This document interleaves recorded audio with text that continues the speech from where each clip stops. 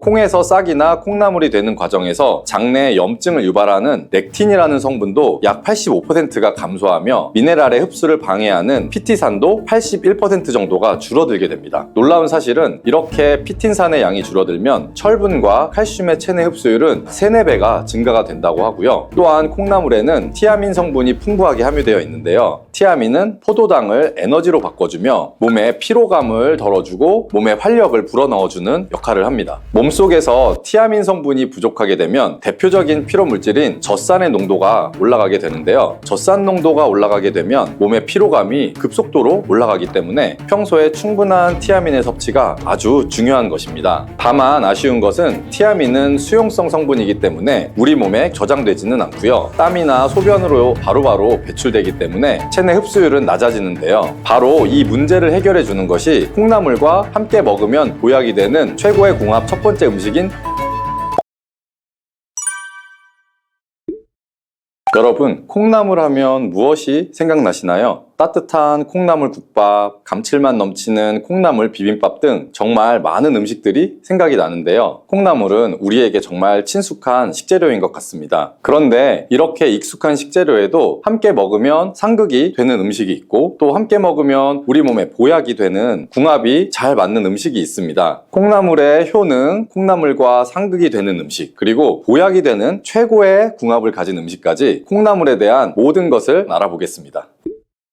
영상을 보고 계신 여러분은 콩나물이 어떤 채소인지 알고 계신가요? 물론 잘 알고 계실 거예요. 바로 콩의 싹을 틔워 재배한 것이 콩나물이지요. 콩나물은 그럼 콩의 영양소가 그대로 있을까요? 콩하면 생각나는 영양소는 아무래도 단백질일 건데요. 밭에서 나는 소고기라는 별명이 있을 정도로 아주 많은 단백질이 콩에 함유가 되어 있습니다. 콩은 약 40%가 단백질로 이루어져 있다고 하고요. 그 콩을 발화시켜서 키운 콩나물 속의 단백질은 콩의 단백질 함량과 비슷하지만 체내 흡수율은 훨씬 높다는 사실 알고 계셨나요? 그 이유는 콩의 단백질을 흡수하는 데 방해가 되던 트립신 저해제가 콩나물이 되는 과정에서 상당량 줄어들기 때문이랍니다. 평소에 콩을 드시면 소화가 잘 안 돼서 걱정이신 분들은 콩나물을 드시면 소화도 잘 되고 단백질 보충에도 많은 도움을 받을 수가 있겠죠. 나이가 들면서 몸에 근육이 많이 빠져서 걱정이신 분들도 콩나물을 통해 단백질을 보충하여 근육이 빠지는 것을 한번 예방해 보세요. 그리고 콩에서 싹이나 콩나물이 되는 과정에서 장내에 염증을 유발하는 렉틴이라는 성분도 약 85%가 감소하며 미네랄의 흡수를 방해하는 피티산도 81% 정도가 줄어들게 됩니다. 놀라운 사실은 이렇게 피틴산의 양이 줄어들면 철분과 칼슘의 체내 흡수율은 3, 4배가 증가가 된다고 하고요. 또한 콩나물에는 티아민 성분이 풍부하게 함유되어 있는데요. 티아민은 포도당을 에너지로 바꿔주며 몸의 피로감을 덜어주고 몸의 활력을 불어넣어주는 역할을 합니다. 몸속에서 티아민 성분이 부족하게 되면 대표적인 피로 물질인 젖산의 농도가 올라가게 되는데요. 젖산 농도가 올라가게 되면 몸의 피로감이 급속도로 올라가기 때문에 평소에 충분한 티아민의 섭취가 아주 중요한 것입니다. 다만 아쉬운 것은 티아민은 수용성 성분이기 때문에 우리 몸에 저장되지는 않고요. 땀이나 소변으로 바로바로 배출되기 때문에 체내 흡수율은 낮아지는데요.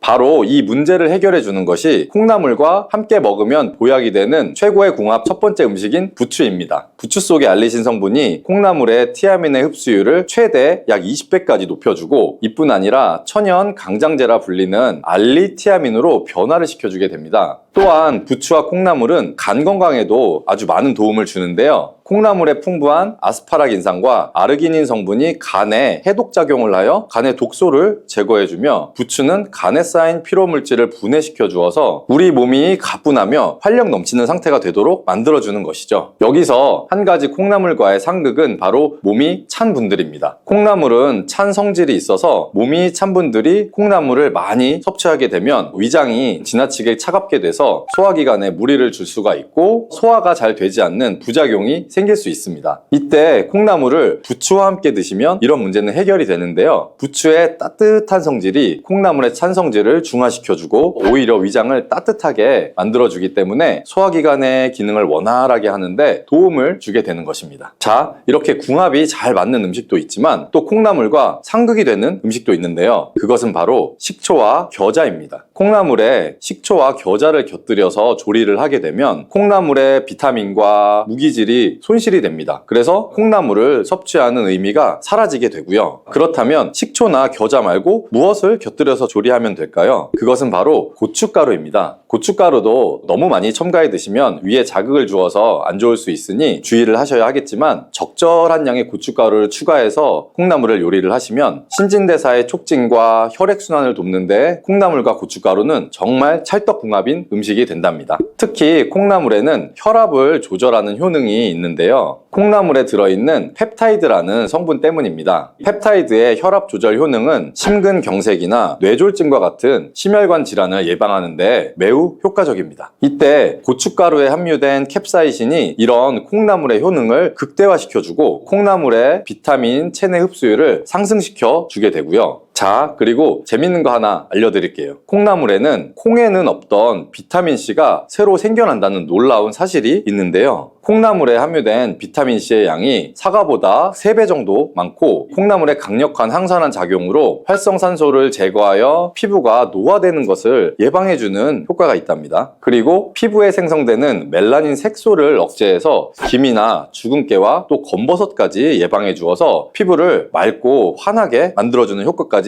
누릴 수가 있고요. 콩나물의 비타민C는 콜라겐의 합성에도 관여하여 피부를 탄력 있게 만들어줍니다. 이렇게 콩나물의 비타민은 피부를 건강하게도 하며 우리 몸의 면역력을 강하게 해주어 감기 바이러스가 들어오면 바이러스를 제거하는 데도 도움을 주기도 하고요. 두통을 완화시켜 줄 수 있고, 몸살로 인해서 통증을 완화시켜주는 천연 진통제 역할도 해줍니다. 이때 우리가 배를 함께 섭취하게 되면 몸속의 열기를 더 잡아줘서 강력한 해열 작용을 하게 되는데요. 배에 함유된 루테올린과 사포닌 성분은 강력한 항염증 성분으로서 기관지의 염증을 완화시켜주고 가래를 제거하는 데 도움을 줍니다. 이러한 효능들로 콩나물과 배를 함께 드시게 되면 초기 감기로 인한 기침, 가래도 완화시키고 감기로부터의 몸의 회복을 빠르게 도와줄 수가 있습니다. 또한 콩나물과 배는 식이섬유가 풍부해서 장 기능도 개선을 해주는데요. 콩나물의 수용성 식이섬유가 다량의 수분을 흡수하기 때문에 변의 부피를 크게 만들어주고요. 변을 무르게 만들어서 변비를 예방하고 완화시킬 수가 있고요. 또 배에 풍부한 펙틴 성분은 나쁜 콜레스테롤을 배출시켜서 심혈관 질환을 예방하고 장 속의 유익균의 성장을 도와주어 장내 환경을 개선하는 데 큰 역할을 해줍니다. 이렇게 좋은 콩나물도 드실 때 주의하실 것이 있는데요. 바로 콩나물을 생으로 드시면 절대 안 됩니다. 콩나물의 재배 환경이 덥고 습하기 때문에 박테리아인 살모넬라균과 대장균의 감염이 잘 될 수가 있습니다. 그래서 콩나물을 그냥 생으로 드시게 되면 식중독에 걸릴 가능성이 생기는 거고요. 또한 대부분의 채소에 함유된 비타민C는 열에 좀 약하지만 콩나물의 비타민C는 열을 가해도 50% 이상 손실이 되지 않기 때문에 콩나물은 반드시 익혀서 드시는 것이 좋습니다. 콩나물과 함께 드시면 보약이 되는 최고의 궁합 음식 세 번째는 바로 돼지고기입니다. 돼지고기에는 단백질뿐 아니라 아미노산과 비타민, 철분, 또 아연 등의 영양소가 풍부하게 함유가 되어 있죠. 하루 일과를 마치고 피곤할 때 저녁으로 삼겹살을 먹고 나면 피로감이 많이 사라지고 몸에 힘이 나지 않나요? 그 이유는 돼지고기 속에 피로회복에 탁월한 효능이 있는 비타민 B1이 아주 풍부하게 함유되어 있기 때문인데요. 이 양이 소고기의 약 10배 정도가 된다고 하니 정말 놀랍지 않나요? 이뿐 아니라 돼지고기에는 불포화 지방산이 풍부해서 체내에 콜레스테롤이 쌓여서 혈관을 막는 것을 막아주고 또 몸속의 염증을 제거하고 중금속을 배출시켜주는 놀라운 효능까지 있답니다. 이때 콩나물과 함께 드시게 되면 그 시너지 효과가 폭발하게 되는데요. 돼지고기의 영양 성분의 흡수율을 높여서 효능을 극대화시킬 수가 있는 거죠. 자, 이렇게 좋은 콩나물도 호르몬 관련 질환을 갖고 있는 분들은 섭취에 주의하셔야 할 점이 있는데요. 콩나물에는 식물성 에스트로겐인 이소플라본을 함유하고 있습니다. 이 성분은 체내에서 에스트로겐과 유사한 작용을 하게 되는데요. 그래서 유방암, 자궁암, 또 난소암과 같은 호르몬 민감성 질환을 갖고 있는 분들은 콩나물의 이소플라본이 증상을 악화시킬 수가 있기 때문에 과하게 드시지 않는 것이 좋겠습니다.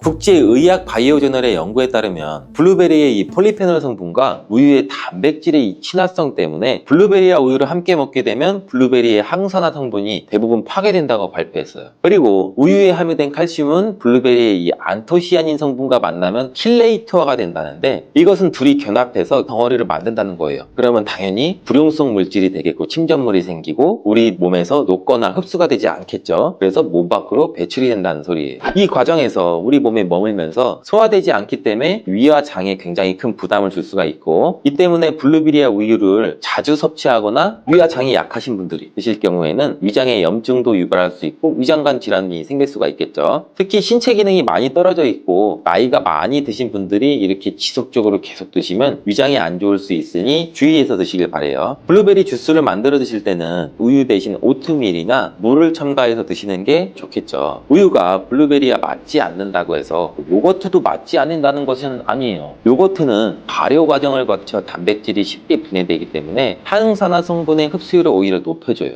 요거트에 냉동 블루베리를 얹어서 먹는 것은 좋은 블루베리를 먹는 방법이 되겠습니다. 블루베리를 드실 때 주의하셔야 할 분들도 있어요. 블루베리에는 살리실산이라는 성분이 있는데 이것 때문에 알레르기 반응을 일으키는 분들이 간혹 있거든요. 블루베리는 세계 10대 건강식품에 들어갈 만큼 우리 몸을 건강하게 하는데 굉장히 큰 도움이 되는 과일이에요. 최근 10년간 소비량이 가장 많이 늘어난 과일이기도 한데 특히 50대 이상에서 굉장히 급속도로 섭취량이 늘어나고 있대요. 이렇게 섭취량이 급속도로 올라가고 있는 이유는 블루베리가 먹기에도 편하고 건강에도 좋다고 알려지고 있기 때문인데, 냉동 블루베리의 판매량도 요새 굉장히 많이 증가되고 있다고 해요. 냉동 블루베리를 씻지 않고 그냥 드시는 분들이 또 굉장히 많아지고 있어요. 누구는 그냥 먹어도 돼, 어떤 사람은 반드시 씻어 먹어야 돼, 의견이 굉장히 분분해요. 영상을 통해서 제가 블루베리 먹는 방법과 블루베리 효능, 함께 먹으면 안 되는 음식과 함께 먹으면 좋은 음식까지 블루베리에 대한 모든 것 제가 지금 알려드릴게요.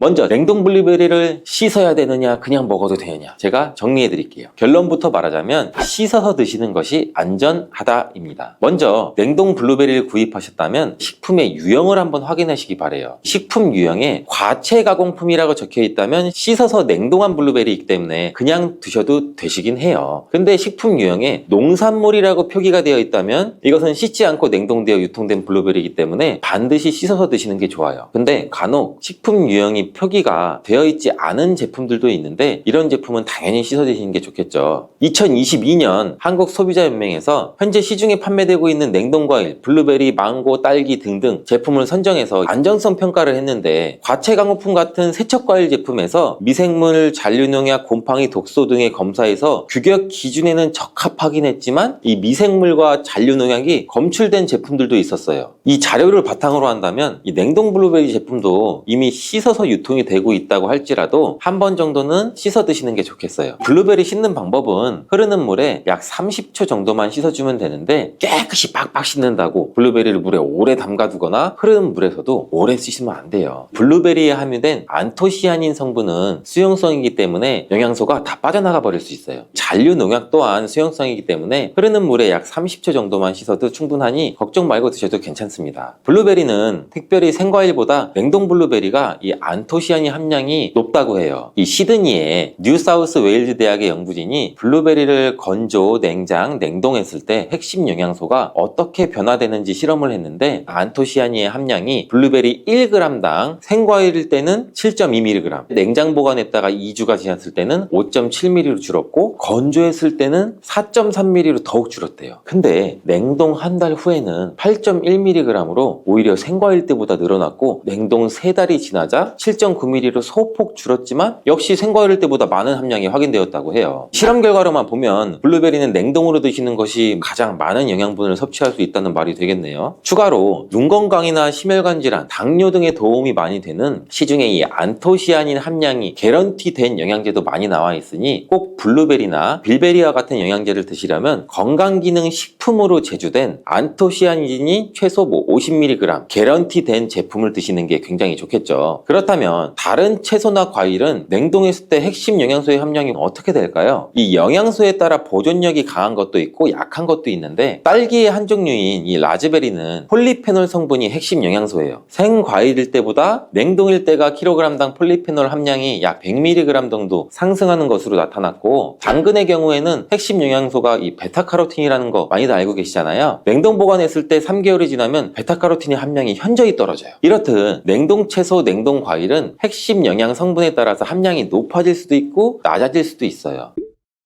냉동 블루베리를 구입하셔서 보관할 때는 주의사항이 있어요. 판매되는 냉동 블루베리는 대량으로 포장되어 있는데 한 번에 드실 수가 없는 양으로 포장이 되어 있어요. 냉동 블루베리는 해동해서 드시게 되면 녹으면서 안토시아닌까지 함께 녹아 나오기 때문에 냉동실에서 꺼내 바로 드시는 게 가장 좋아요. 혹시나 해동이 되었다면 다시 냉동하시면 안 돼요. 해동이 되면서 미생물이 증식을 하게 되고 그 상태로 냉동을 하면 미생물까지 함께 냉동이 돼요. 그것을 드시면 당연히 복통이나 설사나 이런 걸 유발할 수가 있겠죠.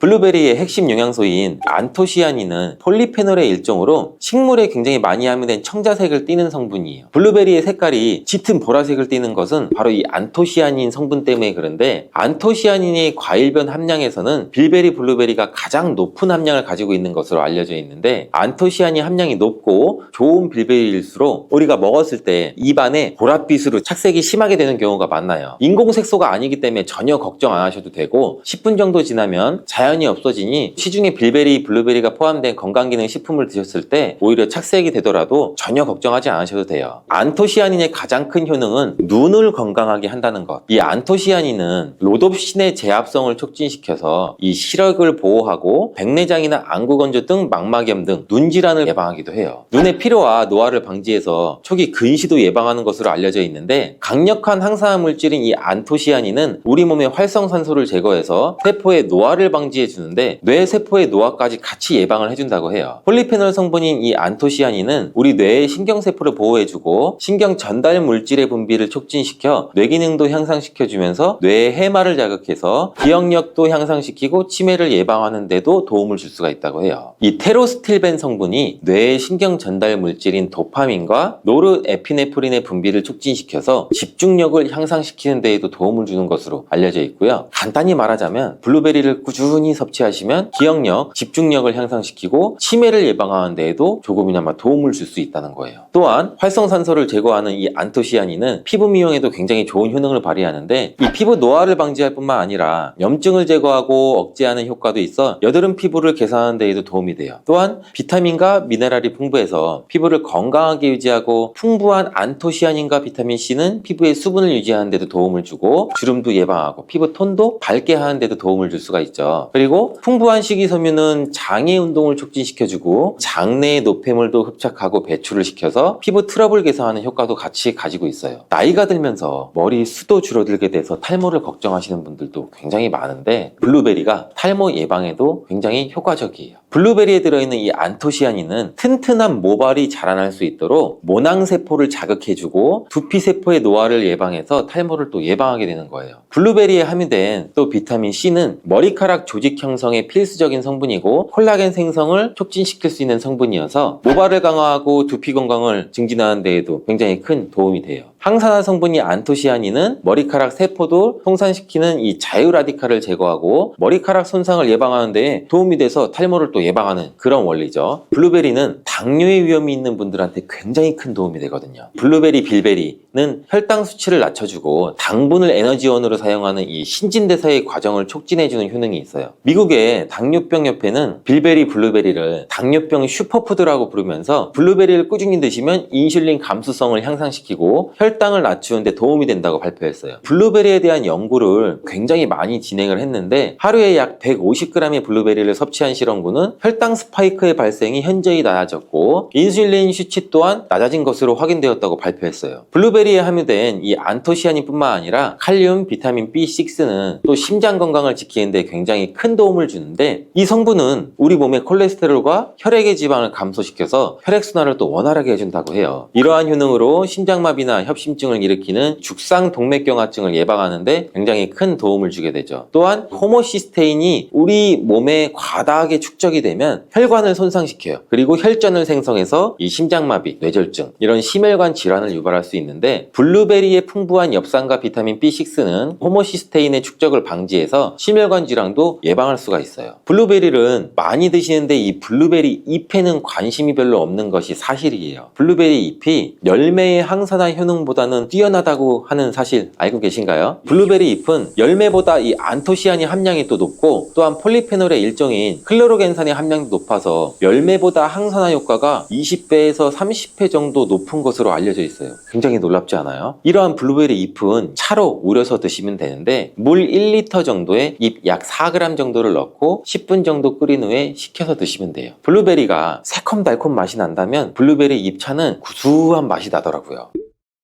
이렇게 좋은 블루베리도 함께 먹으면 안 되는 음식이 있는데 바로 우유예요. 깜짝 놀라지 않으셨나요? 보통 냉동 블루베리를 우유와 함께 믹서기에 갈아서 주스로도 쉐이크로도 많이 드시는데, 이렇게 되면 블루베리의 영양소가 파괴가 돼요. 국제의학 바이오저널의 연구에 따르면 블루베리의 이 폴리페놀 성분과 우유의 단백질의 이 친화성 때문에 블루베리와 우유를 함께 먹게 되면 블루베리의 항산화 성분이 대부분 파괴된다고 발표했어요. 그리고 우유에 함유된 칼슘은 블루베리의 이 안토시아닌 성분과 만나면 킬레이터가 된다는데, 이것은 둘이 결합해서 덩어리를 만든다는 거예요. 그러면 당연히 불용성 물질이 되겠고 침전물이 생기고 우리 몸에서 녹거나 흡수가 되지 않겠죠. 그래서 몸 밖으로 배출이 된다는 소리예요. 이 과정에서 우리 몸에 머물면서 소화되지 않기 때문에 위와 장에 굉장히 큰 부담을 줄 수가 있고, 이 때문에 블루베리와 우유를 자주 섭취하거나 위와 장이 약하신 분들이 드실 경우에는 위장에 염증도 유발할 수 있고 위장관 질환이 생길 수가 있겠죠. 특히 신체 기능이 많이 떨어져 있고 나이가 많이 드신 분들이 이렇게 지속적으로 계속 드시면 위장에 안 좋을 수 있으니 주의해서 드시길 바래요. 블루베리 주스를 만들어 드실 때는 우유 대신 오트밀이나 물을 첨가해서 드시는 게 좋겠죠. 우유가 블루베리와 맞지 않는다고 해서 요거트도 맞지 않는다는 것은 아니에요. 요거트는 발효 과정을 거쳐 단백질이 쉽게 분해되기 때문에 항산화 성분의 흡수율을 오히려 높여줘요. 요거트에 냉동 블루베리를 얹어서 먹는 것은 좋은 블루베리를 먹는 방법이 되겠습니다. 블루베리를 드실 때 주의하셔야 할 분들도 있어요. 블루베리에는 살리실산이라는 성분이 있는데 이것 때문에 알레르기 반응을 일으키는 분들이 간혹 있거든요. 블루베리를 드시면 입술이 붓거나 간지럽거나 복통과 설사의 증상이 나타난다면 즉시 블루베리 섭취를 중단하셔야 돼요. 그리고 블루베리에는 혈액을 묽게 만드는 비타민 K가 풍부하게 함유되어 있는데, 심장질환이가 뇌혈관 질환으로 이미 아스피린과 같은 혈전 용해제를 복용하시고 계신 분들이 블루베리를 과다하게 섭취하게 되면 문제가 발생할 수 있으니 적당히 드시길 바래요. 또한 사람에 따라서 블루베리가 일시적으로 혈당을 낮추는 효과도 가지고 있기 때문에 당뇨가 있는 분들이 블루베리를 과하게 섭취할 경우에는 저혈당 증세도 나타날 수 있어요. 어떤 음식이든 각자 우리 몸의 체질에 맞게 드시는 게 가장 좋겠죠. 이 양배추, 사과, 당근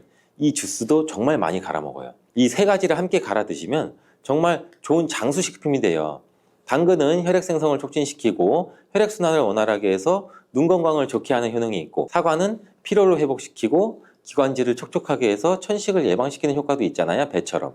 또 세 가지 모두 식이섬유가 풍부해서 장 건강에 정말 좋은데 장 운동을 촉진하고 변을 묽게 해서 배변 활동에 도움을 주게 되죠. 이 세 가지를 함께 드시면 이런 효능들이 극대화돼서 정말 보약이나 다름없는 음식이 되죠. 그런데 생으로 드시라니까 혹시 농약이 걱정되시기도 하죠. 오늘 영상에서는 양배추가 농약 범벅이라는 소문이 있는데 정말 양배추가 농약 범벅인지 재배 과정을 한번 살펴보면서 알아볼게요. 양배추를 키울 때 농약을 많이 치는 거는 사실이에요. 여러분, 요즘 많이 드시는 양배추는 과연 어떻게 드시고 계신가요? 양배추가 건강에 좋다는 사실은 다들 알고 계시죠? 양배추는 특히 위 건강에 좋은 대표적인 채소로 알려져 있는데, 이 양배추를 이용한 위장약이 많이 만들어지는 만큼 위장에 좋은 영양소가 많이 함유되어 있어요. 양배추는 위장뿐 아니라 여러 가지 몸에 좋은 효능이 있는 풍부한 성분들이 함유가 되어 있는데, 근데 이런 양배추도 잘못 드시면 오히려 건강에 독이 될 수 있다는 사실 알고 계신가요? 먼저 양배추의 부작용과 양배추의 효능 세 가지, 그리고 양배추와 함께 먹으면 보약이 되는 음식과 먹는 방법까지 양배추에 대한 모든 것을 알려드릴게요. 이 양배추에는 칼륨, 칼슘, 비타민 C, 비타민 U, 식이섬유 정말 많은 성분을 함유하고 있죠. 근데 비타민 C는 들어봤는데 비타민 U? 이건 뭘까요? 사실 비타민 U는 비타민은 아니에요. 비타민 U는 그 S메틸메티오닌이라는 성분인데 궤양 치료에 효과가 좋다는 것이 알려지면서 비타민 U로 불러요. U는 그 궤양에 얼서 그 영어의 첫 글자 U를 가져와서 비타민 U라고 하는 것인데 성분만 봐도 알 수 있듯이 양배추의 첫 번째 효능이 위장을 튼튼하게 한다는 거예요. 바로 위식도의 염증을 가라앉히는 데 효능이 있고 위에 염증이 있어 빨갛게 헐어있는 분들이 있는데 이런 분들은 공복에 명치 끝, 배 윗부분 명치 있는 부분이 쓰리고 아픈 통증이 발생될 수 있죠. 이런 통증 원인이 염증 때문인데 이 염증을 비타민 U, S메틸메티오닌이 완화시키는 데 도움을 주고 비타민 U는 위점막에서 분비하는 호르몬인 이 프로스타글란딘의 생성을 촉진해서 위산으로부터 위벽을 보호해요. 또 위염과 위궤양도 억제해주는 작용을 같이 가지고 있고 위암이 발생되는 것까지 예방하는 효능이 있죠. 또 비타민 U는 간의 해독작용에 중요한 역할을 하는 글루타치온의 생성을 촉진해서 활성산소를 제거해서 간세포의 손상도 예방할 수 있어요. 그래서 간 기능을 개선하는 데도 도움을 줄 수가 있죠. 사실 이 비타민 U는 십자화과 채소에는 풍부하게 함유가 되어 있어요. 십자화과 채소라면 뭐 양배추, 브로콜리, 배추부 등등이 포함되죠. 100g당 약 비타민 U가 함량이 약 배추에는 39mg, 무에는 11mg, 브로콜리에는 18mg, 양배추에는 무려 46mg로 이 십자화과 채소 중에서 가장 많은 함량이 들어있고 양배추는 부위에 따라서도 비타민 U 함량이 달라져요. 푸른색의 겉잎, 하얀색의 속잎, 그리고 심지로 구성되는데 100g당 겉잎에는 26.1mg, 속잎에는 46.3mg, 심지에는 30.6mg 함유가 되어 있어요. 겉잎보다 속잎에 더 많이 함유가 되어 있죠. 과일은 껍질을 꼭 함께 제가 드시라고 누누이 말씀드렸는데 양배추는 반드시 겉잎을 드셔야 될 필요는 없겠죠. 양배추의 두 번째 효능은 항암작용을 한다는 거예요. 그리고 양배추에는 항암작용이 뛰어난 글루코시놀레이트라는 성분이 풍부한데 이 성분은 그 미로시나아제라는 효소에 의해서 설포라판과 인돌3카비놀이라는 성분으로 전환이 돼요. 이 인돌3카비놀은 호르몬의 균형을 조절해주는 효능이 있는데 특히 에스트로겐 대사에 영향을 미쳐서 호르몬 균형을 조절하는 데 중요한 역할을 해요. 그래서 여성 호르몬 관련 건강 문제에 도움을 줄 수가 있죠. 또한 유방암이나 자궁경부암 발생을 억제하는 기능도 하고 미국 미시건 주립 연구팀에서 발표를 한 적이 있어요. 실제로 양배추를 일주일에 3회 이상 섭취한 여성들이 일주일에 1회만 섭취한 여성에 비해서 유방암 발생률이 약 72%나 낮은 것으로 보고했고 또한 글루코시놀레이트는 백혈구와 면역 단백질인 사이코카인 조율 능력이 굉장히 뛰어나서 방광암이나 유방암, 간암 등의 강력한 항암 효과를 보이는 것으로 알려져 있어요. 양배추의 세 번째 효능은 정말 중요한 효능인데 바로 몸에 진액을 보충해주는 효능이에요. 몸에 진액이 부족하면 아무리 좋은 약을 드셔도 효과를 못 봐요. 온몸 구석구석 질병에 걸릴 가능성이 높아져요. 이 몸의 진액이라고 하면 혈액이나 림프액, 조직액, 음식물 섭취 시 흡수되는 영양물질, 몸 안에 조직에서 분비되는 점액질, 호르몬 우리 몸의 모든 생명을 유지하기 위해서 필요한 모든 체액이 바로 진액이에요. 몸 안에 수분 같은 것들은 전부 다 진액이라고 보시면 되는데 이 진액이 몸에 부족하면 여러 증상이 나타나요. 손발도 차고 저린 경우에 혈액순환이 잘 되지 않아 그런 증상이 나타나게 되고 혈액순환이 문제가 바로 그 혈액순환에 진액이 부족해서 그런 증상이 나타나는 경우도 굉장히 많고 또 이 수분이 충분해야 손발 끝까지 혈액순환이 원활하게 될 수가 있는 건데 기관지에 진액이 부족하게 되면 또 당연히 기관지도 건조해지고 그렇게 되면 외부에서 먼지 같은 이물질이 들어오면 기관지는 다이렉트로 자극을 강하게 느껴 기침이 나고 칼칼하고 목소리도 잘 나지 않은 현상도 나오고 위에 진액이 부족하면 위장의 조직들이 수축되는 현상으로 또 위축적 위험도 나타날 수가 있고 심장의 진액이 부족하면 심장에 열이 오르고 심장박동도 빨라질 수 있고 나이가 들면 또 관절이 점점 뻣뻣해지고 입도 바짝바짝 마르는 증상도 많이 나타나고 있고 그리고 또 목, 어깨 등의 근육이 뭉쳐 통증이 나타나는 이유도 몸 안에 진액, 수분이 부족하기 때문이고 굉장히 다양해요. 진액이 부족해서 나타나는 현상들은. 근데 수분이 부족하면 우리는 물을 마시면 해결되지 않을까? 물론 물을 마시면 몸에 대부분 수분이 보충되긴 하지만 대부분 소변이 빠져나가게 되죠. 소변으로. 마신 물이 몸속 구석구석 스며들게 돼서 몸에 진액을 보해주려면 물만 마셔서는 절대 해결이 되지 않아요. 물이 우리 몸에 들어왔을 때 몸속에 잡아들 수 있는 힘이 부족한데 이런 역할을 하는 것이 양배추예요. 양배추는 몸의 진액 보충을 위해 한의학에서 많이 처방하기도 하는데 이 진액을 채우고 뇌를 보호하는 뇌수와 뼛속의 골수를 채워주는 역할도 같이 하는 것으로 알려져 있어요. 이렇게 좋은 양배추도 잘못 드시면 부작용이 발생할 수가 있는데 양배추를 드실 때 주의하셔야 하는 분들 4가지 유형에 대해 알려드릴게요. 첫 번째는 과민성 대장증후군이 있으신 분들이에요. 양배추에 함유된 특정 당분이 가스를 생성하게 되는데, 이 과민성 대장 증후군이 있는 분들이 양배추를 드시면 장이 팽창되고 복부 팽난이 일어나서 설사를 유발하게 될 수도 있어요. 두 번째는 이 위축성 위염, 장상피 화생이 있는 분들이에요. 위장 점막이 위축돼 있고 변성이 심한 경우인데, 이런 분들은 양배추가 몸에 잘 맞지 않을 수가 있어요. 이런 분들이 양배추를 드시면 오히려 속쓰림이 심해질 수가 있는데, 공복 속쓰림에는 양배추가 도움이 될 수 있지만 식후에 속쓰림이 있으신 분들이라면 또 위장 점막에 문제가 있을 가능성이 있으니 양배추를 적당히 드시길 바라고, 세 번째는 갑상선 기능이 저하된 분이에요. 이런 분들은 양배추를 드실 때 절대 생으로 드시지 마시고 살짝 쪄서 드시길 바래요. 그렇다고 양을 많이 드시면 안 되고, 한 번에 드실 때 약 150g 정도로 일주일에 한두 번 정도만 드시기를 추천드려요. 왜냐면 이 양배추에는 고이트로젠이라는 성분이 많이 포함되어 있는데, 이 성분은 갑상선의 기능을 방해하게 돼요. 양배추를 지속적으로 드시면 갑상선 문제를 유발할 수도 있죠. 근데 이 고이트로젠에 열을 가하면 이 성분이 비활성화가 되기 때문에 쪄서 드시라는 거예요.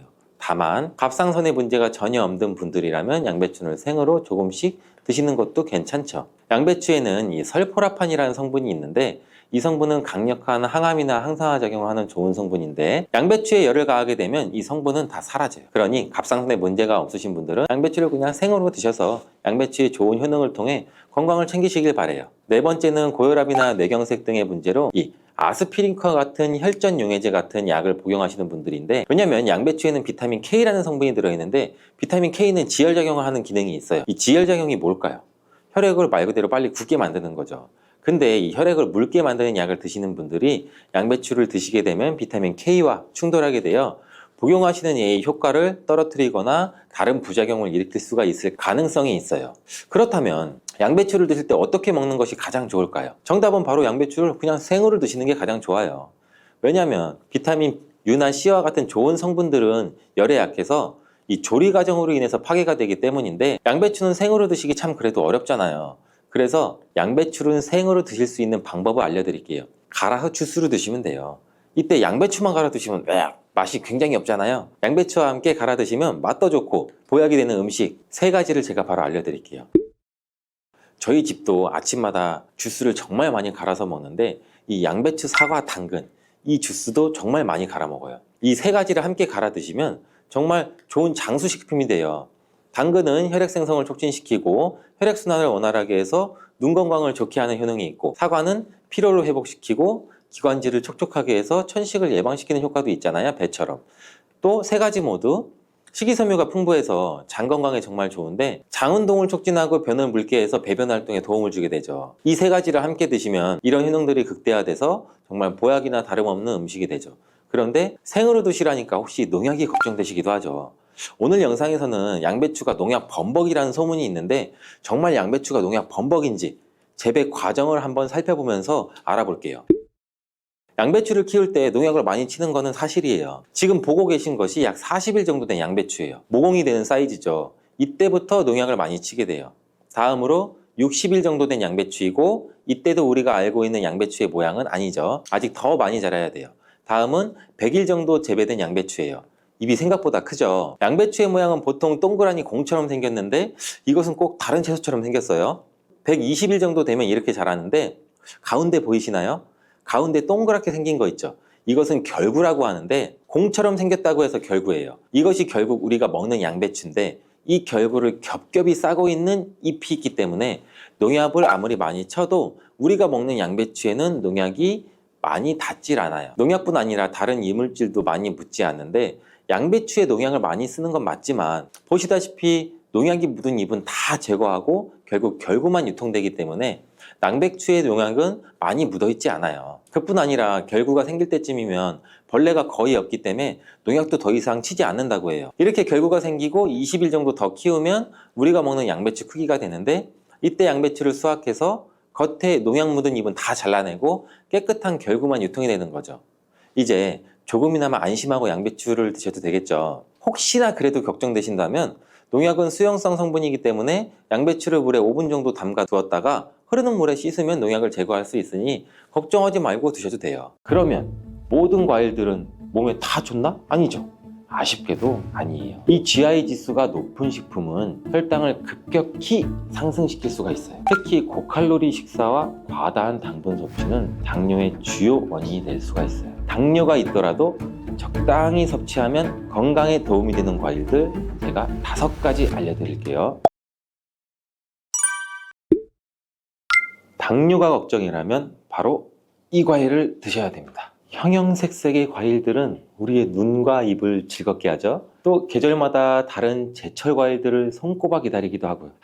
저도 과일만 생각하면 과일 킬러라서 지금도 입에 침이 고이네요. 또 요즘에는 외국에서 나오는 이름이 생소한 과일들도 굉장히 마트에서 쉽게 찾아볼 수 있잖아요. 저녁 반찬, 저녁장 보러 마트에 가면은 신선한 과일들도 많고, 이렇게 맛 좋은 과일들 맛있다고 혹시 마음껏 많이 드시고 계시지는 않아요? 아니면 반대로 혈당이나 당뇨가 걱정돼서 일부러 멀리하고 나 한 조각만 먹을 거야, 혹시 이렇게 하세요? 아니죠. 당뇨가 걱정되시는 분들, 이미 당뇨가 있으신 분들한테 유용하고 중요한 과일에 대한 정보를 제가 지금 바로 알려드릴게요. 과일을 어떻게 먹는지에 따라 우리의 건강에 큰 차이를 만들 수가 있어요. 이 과일은 맛이 굉장히 좋잖아요. 그리고 비타민, 미네랄, 식이섬유, 항산화 물질 굉장히 풍부하죠. 우리의 건강에 매우 중요한 역할을 해요, 이런 과일들이. 다양한 과일에는 몸에 좋은 영양소가 굉장히 많은데, 예를 들어 비타민 C가 풍부한 과일은 면역력을 높여주고, 항산화 물질이 풍부한 과일은 우리 몸에 세포 손상을 막고 노화 방지에도 도움을 주고, 또 과일에 포함된 이러한 식이섬유는 우리 소화 건강을 돕고 혈당 조절에도 중요한 역할을 하는데, 그러면 모든 과일들은 몸에 다 좋나? 아니죠. 아쉽게도 아니에요. 개개인에게 맞는 과일을 선택하는 기준을 잘 살펴보고 우리가 먹어야죠. 과일을 선택할 때 중요한 지표 중 하나가 GI라고 불리는 당화지수랑 GL이라고 불리는 당부하지수예요. 이 두 지표는 우리가 과일을 굉장히 많이 섭취했을 때 우리 몸에 혈당에 미치는 영향을 알려주는 수치라고 보시면 돼요. 어디선가 우리도 GI 하는 GI 지수라고 들어보신 적 굉장히 많으시죠? 이게 칼로리보다 이 GI 지수가 중요하다는 말 한 번쯤은 들어보셨을 거예요. 당화지수, 즉 이 GI 지수는 우리 식품이 혈당을 얼마나 빨리 올리는지를 나타내는 지표인데, 이 GI 지수가 높은 식품은 혈당을 급격히 상승시킬 수가 있어요. 반면에 GI 지수가 낮은 식품은 천천히 혈당을 올리기 때문에 우리가 음식을 섭취하면서 당뇨 관리에 조금 더 유리하다고 보시면 돼요. 그리고 당 부하 지수, 즉 GL 지수는 GI 지수와 식품에 포함된 탄수화물의 양을 고려한 지표인데, 말이 어렵죠. 쉽게 말해서 GI 지수는 각 그램에 대한 혈당 지수라면 GL 지수는 한 번 먹는 1회 분량으로 계산된 양에 대한 혈당 지수예요. 그래서 이 지수가 실제 혈당 반응을 더 정확하게 반영한다고 볼 수 있어요. 일반적으로 당화지수와 당부하지수가 낮은 과일이 이 혈당 스파이크, 즉 혈당이 급격히 높아지거나 낮아지는 이런 현상을 일으키지 않는데, 이 때문에 혈당이 걱정되시는 당뇨 환자분들은 이러한 과일을 잘 알고서 드셔야 되는 게 중요하겠죠. 당뇨병은 혈당 조절에 문제가 생기는 질환인 거 다 아시죠? 대부분의 경우 인슐린이라는 호르몬이 정상적으로 작용하지 않거나 인슐린 저항성의 문제와 분비량이 부족해져서 혈당이 높아지게 되는 거죠. 주된 원인은 크게 보면 유전적인 요인과 생활 습관에 있어요. 이러한 당뇨병은 가족력으로 전해지는 경우도 많고, 또한 불규칙한 식습관, 과도한 스트레스, 운동 부족, 비만 등도 굉장히 주요한 원인인데, 특히 고칼로리 식사와 과다한 당분 섭취는 당뇨의 주요 원인이 될 수가 있어요. 그래서 더더욱 음식을 드실 때 더 잘 알아봐야 하는데, 우리 당뇨가 있으신 분들은 단 음식, 과일을 섭취하면 안 된다, 이렇게 알고 계신 분들이 굉장히 많아요. 그렇죠? 하지만 당뇨에 도움이 되는 과일이 있다는 거, 이제 이 당뇨에 좋은 과일들을 한번 알아볼게요. 당뇨가 있더라도 적당히 섭취하면 건강에 도움이 되는 과일들 제가 5가지 알려드릴게요. 첫 번째는 블루베리입니다. 이 블루베리는 대표적인 당뇨에 좋은 과일로 잘 알려져 있는데, 그 이유가 아까 설명드린 GI 지수가 낮기 때문이에요. 이 GI 지수가 낮다는 것은 쉽게 말해 혈당을 급격하게 올리지 않는다는 뜻인 거 우리 다 이해하셨죠? 그래서 블루베리는 당뇨 환자들이 섭취하기에 굉장히 좋은 과일이에요. 블루베리는 또 항산화 성분이 굉장히 풍부해서 우리 몸의 세포 손상을 예방하고 염증을 줄이는 데 도움도 돼요. 특히 이 블루베리 껍질에 풍부하게 함유된 안토시아닌이라는 항산화 물질은 혈당을 조절하는 데에도 긍정적인 영향을 미치고 또한 우리 눈 건강에도 굉장히 도움이 많이 되기도 해요. 이 블루베리는 식이섬유도 많고 우리 몸의 소화 속도를 늦추고 혈당 상승도 완만하게 만드는데 이 블루베리를 생으로 신선하게 먹거나 요거트나 샐러드에 추가해서 먹으면 굉장히 맛있게 드실 수가 있어요. 하지만 과유불급 블루베리도 당분이 함유되어 있기 때문에 하루 한 줌 정도만 드시는 걸 추천드리겠습니다. 당뇨에 좋은 과일 두 번째, 키위입니다. 이 키위는 저혈당 지수 과일이면서 식이섬유가 굉장히 풍부해서 우리가 혈당 조절에 굉장히 좋은 과일인데 이 키위에 포함된 수용성 섬유질은 소화를 늦추고 혈당 상승을 억제하는 효과도 있어요. 또한 비타민 C랑 칼륨이 풍부해서 면역력 강화랑 심혈관 건강에 도움을 줄 수도 있는데 이 키위에는 항산화 물질인 폴리페놀과 카로티노이드가 포함되어 있어서 세포 보호 및 염증 완화에도 굉장히 좋은 영향을 미치게 됩니다. 하지만 우리 모두 키위 역시 너무 많이 드시면 안 되겠죠. 제가 항상 말씀드리잖아요. 너무 많이, 과하게는 절대 안 됩니다. 하루에 한 개 정도 섭취하면 좋은데 이 키위는 간편하게 껍질을 벗기고 바로 섭취할 수도 있잖아요. 껍질을 안 벗기고 저도 마찬가지로 귀찮아서 반 딱 자르고 수저로 티스푼으로 파서도 깔끔하게 먹을 수가 있어요. 바쁜 일상 속에서도 간편하게 먹을 수가 있어서 굉장히 많은 사람들이 좋아하는데 하지만 이제부터는 키위의 껍질을 까지 않고 한번 드셔보세요.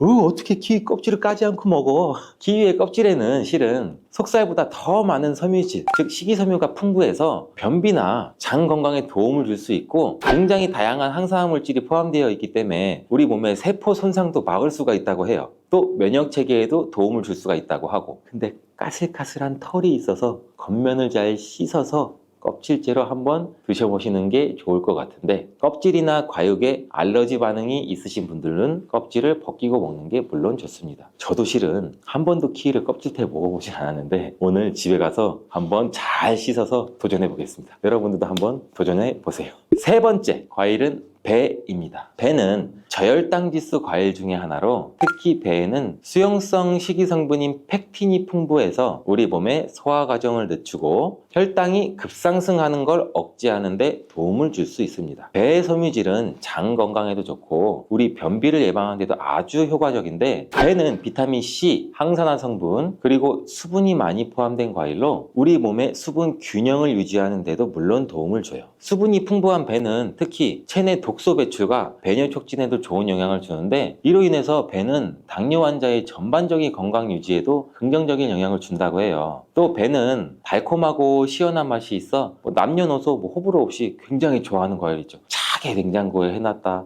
저도 차게 먹으면 안 좋은데 여름철에 더울 때 찬 거 깎아서 아삭아삭 섭취하면 굉장히 좋잖아요. 근데 이것도 하루 한 개 정도 섭취하면 좋습니다. 자, 혈당 관리에 좋은 과일 네 번째는 바로 아보카도. 아보카도 좋아하시는 분들 굉장히 많으시죠. 아직까지 생소하신 분들도 있을 거예요. 요즘 마트에서도 쉽게 볼 수 있는 아보카도는 당분이 거의 없는 과일이에요. 오히려 건강한 지방이 많이 포함되고 있어 혈당 상승을 억제하는 데 도움을 주는데 여기에는 이 올레산이라는 불포화 지방이 혈당 상승을 늦추고 인슐린 저항성을 개선도 시켜주고 혈당 조절도 지원해주는 역할도 같이 해요. 또한 이 아보카도에는 식이섬유랑 칼륨이 풍부해. 이게 혈당 안정화에도 긍정적인 영향도 미치고 우리 몸의 소화작용에도 좋은데 이는 항염증 효과도 뛰어나고 세포 보호에도 굉장히 좋다고 해요. 또한 이 아보카도는 식사 대용으로 굉장히 좋고 우리 샐러드나 스무디에 넣어서 먹으면 맛있고 건강한 간식이 됩니다.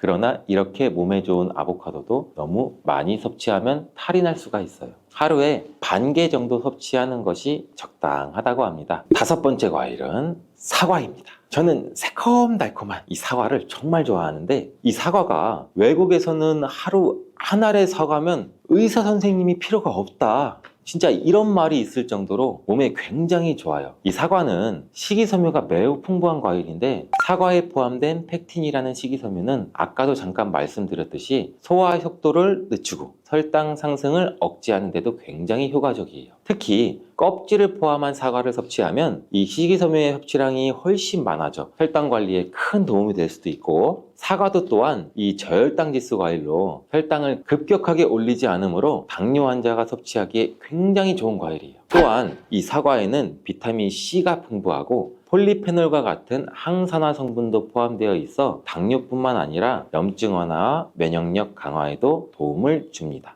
이 사과는 하루 1개 정도 섭취하면 좋고, 드실 때는 껍질을 깎아서 드시지 마시고 껍질까지 깨끗이 세척해서 함께 드셔야 된다는 점 잊지 마세요. 자, 이렇게 당뇨에 좋은 5가지 과일을 알아봤는데, 이렇게 맛도 좋고 건강에도 좋은 과일도 섭취 방법이 매우 중요해요. 그럼 당뇨에 악영향을 줄 수 있는 과일 섭취 방법에는 무엇이 있는지 알아볼까요? 당뇨에 안 좋은 과일 섭취법, 첫 번째, 과일 주스로 주시는 거예요. 과일 주스를 100%, 이 100% 과일 주스로 드셔도 가공 과정에서 당분이 많이 포함될 수가 있고, 또 이 액상이라서 몸의 흡수 또한 일반 과일을 먹었을 때보다 우리 몸이 흡수율이 빨라질 수가 있어요. 이렇게 흡수율이 빨라지면 이 혈당 스파이크를 쉽게 불러일으킬 수도 있고, 주스 대신 생과일을 섭취하는 것이 훨씬 더 건강에 이로우니 우리 모두 기억하시길 바라요. 또 두 번째, 건조된 과일입니다. 과일 자체가 나쁘다고 제가 말씀드리는 거 아니에요. 건조된 과일인 건과일은 당뇨에 좋지 않아. 왜? 건과일은 과일의 수분 함량은 낮아지고 과일의 부피는 줄어들지만 당분은 그대로 함유하고 있어서 당분 농도가 높아요. 여러분, 혈당 지수 GI가 높아서 혈당을 급격히 올릴 수가 있기 때문에, 예를 들어 건포도, 건살구, 건무화과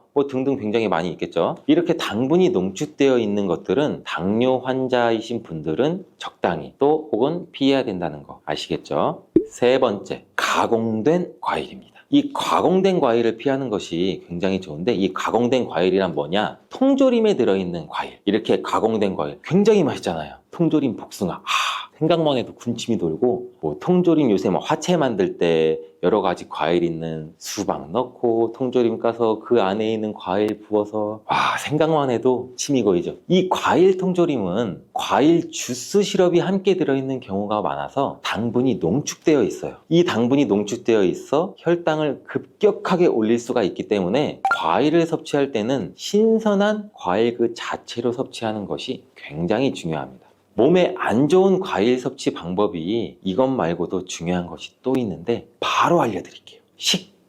식사 직후에 마무리로 우리 디저트로 과일 한번 먹자.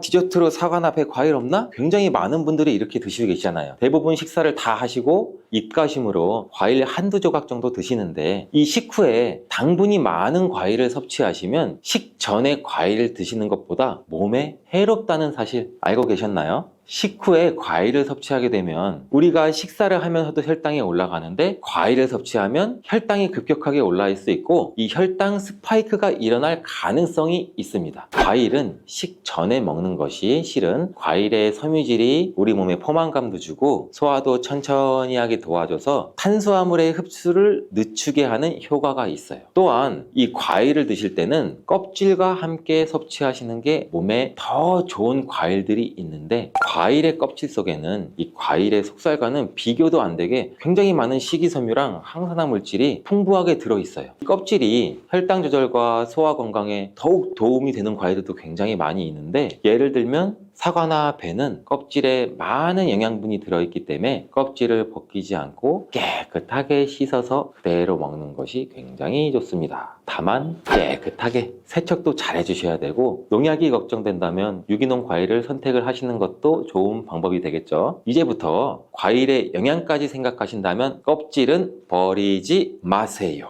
마지막으로 섭취 방법과 함께 중요한 건 과일을 드실 때의 양을 꼭 조절해야 된다는 겁니다. 제가 계속 말씀드렸죠. 양, 적정량. 그럼 맛있는 과일을 한 번 먹기 시작하면 배가 부를 때까지 드시지는 않나요? 물론 그런 경험 굉장히 많을 거예요. 저도 마찬가지고. 근데 과일은 이렇게 자연적인 당분을 포함하고 있기 때문에 적당량을 섭취하는 것이 굉장히 중요한데 하루에 한두 개가 적당해요. 일반적으로 보면 이것도 과일 종류에 따라 달라서 굉장히 주의를 해주셔야 됩니다. 맛있는 과일 계속 저절로 손이 가더라도 손이 가요 손이 가, 건강한 몸을 위해서 참고 너무 많이 먹지 않도록 주의하세요. 건강한 몸을 위해서 건강한 습관이 나를 만든다. 오늘도 꼭 기억해 주세요.